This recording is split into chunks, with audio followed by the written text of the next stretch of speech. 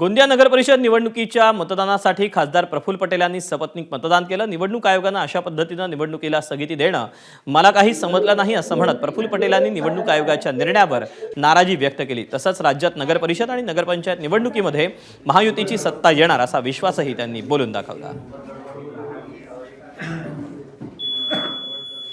स्वतः बोलण्यासाठी प्रफुल्ल पटेल सर आहेत। निवडणूक आयोगाने 3 डिसेंबरलाच मतमोजणी होणार असं सांगितलं होतं, मात्र आज उच्च न्यायालयाने याच्यावर फटकार मारत 21 डिसेंबरला सगळ्या मतमोजणी करायला पाहिजे असं म्हटलं। काही निवडणुका 20 तारीखपर्यंत लांबले आणि ते स्टेट इलेक्शन कमिशनची भूमिका काय याच्यामध्ये होती मला काही समजलं नाही। कारण एकदा प्रोसेस चालू होते ना, मग मोठी न्यायपालिका सुद्धा स्टे देत नसते आणि इथे स्टेट इलेक्शन कमिशननी काही लोकांची तक्रार की काही कंप्लेंट्सच्या मुळे त्यांनी असा इलेक्शन रद्द करणं किंवा टाळणं हे काय मला काही समजलं नाही।